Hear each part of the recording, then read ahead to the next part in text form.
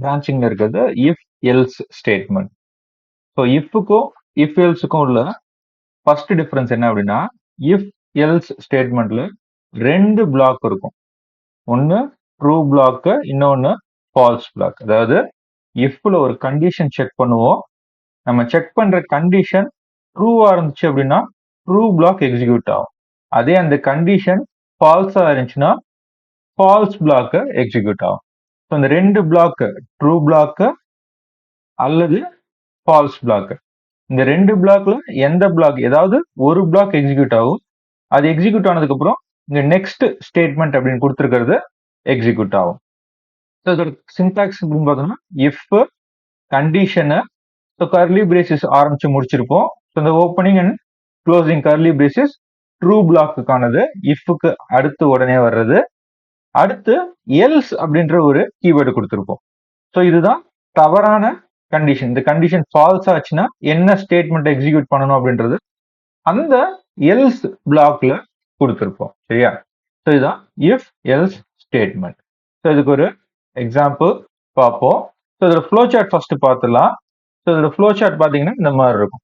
So இந்த flow chart படி பார்த்தோம் அப்படின்னா நமக்கு ஃபர்ஸ்ட் இஃப், இங்க கண்டிஷன் நம்ம செக் பண்றோம். கண்டிஷன் ட்ரூவா இருந்துச்சு அப்படின்னா ட்ரூ பிளாக் எக்ஸிக்யூட் ஆகும். எக்ஸிக்யூட் ஆயிட்டு நெக்ஸ்ட் ஸ்டேட்மெண்ட்டுக்கு வந்துடும்.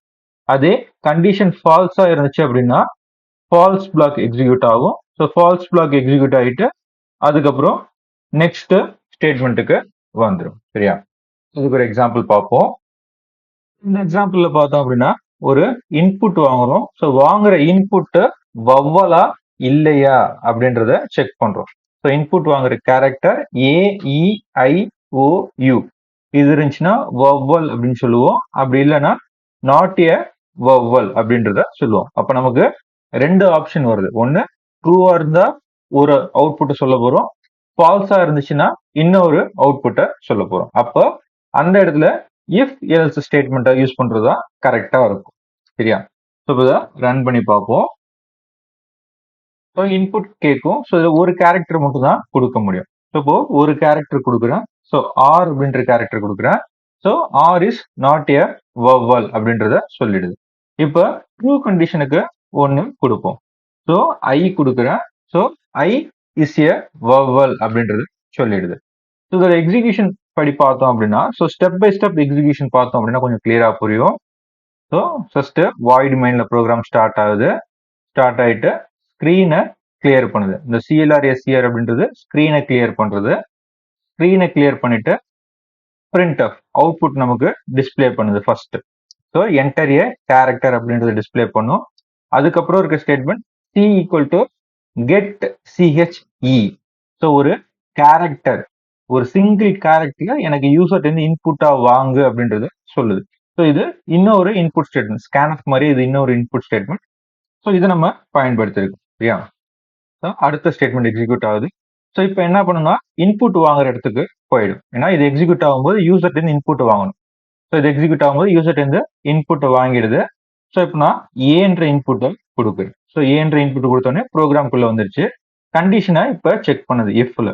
ஸோ இஃப்ல கண்டிஷன் செக் பண்ணும்போது பார்த்தீங்கன்னா சி கேரக்டர் அந்த வேரியபிள் ஈக்குவல் டு ஏவா இருக்கணும், அல்லது ஈயா இருக்கணும், அல்லது ஐஏ, அல்லது ஓ, அல்லது யூ.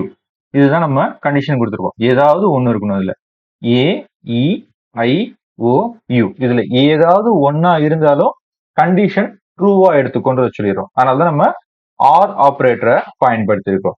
ஸோ இப்போ பார்த்தோம் அப்படின்னா ஃபர்ஸ்ட் பாயிண்ட்லயே நமக்கு கண்டிஷன் ட்ரூ ஆயிடுது. C ஈக்குவல் டு ஏ நம்ம கொடுத்துருக்க இன்புட் ஏ அப்படின்றதுனால இந்த கண்டிஷன் ட்ரூ ஆயிடுது.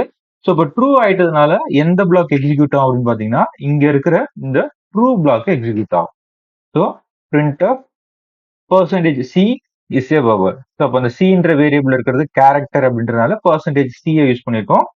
ஸோ அப்போ அது நமக்கு அவுட்புட்டா டிஸ்பிளே ஆயிடும். டிஸ்பிளே பண்ணிட்டு கெட் CHE. ஸோ அவுட்புட்டை யூசருக்கு கொஞ்ச நேரம் டிஸ்பிளே பண்ணி காட்டுறதுக்கு இதை யூஸ் பண்ணுவோம். ஸோ நமக்கு இங்கே அவுட்புட் டிஸ்பிளே ஆயிட்டு இருக்கும். இப்போ என்டர் கொடுத்தோம் அப்படின்னா ப்ரோக்ராம்குள்ள வந்துடுது. இப்போ ப்ரோக்ராம் கம்ப்ளீட் ஆயிடுச்சு. ஸோ இது ட்ரூ பார்ட்டு. இப்போ ஃபால்ஸ் பார்ட்டுக்கு அதே மாதிரி ரன் பண்ணி பார்ப்போம். மெயின் ப்ரோக்ராம் ஸ்க்ரீனை கிளியர் பண்ணுது, டிஸ்பிளே பண்ணுது, இன்புட் வாங்குறதுக்கு கேட்குது. ஸோ இங்கே நான் B கொடுக்குறேன். ஸோ இன்புட் வாங்கினதுக்கு அப்புறம் செக் பண்ணுது.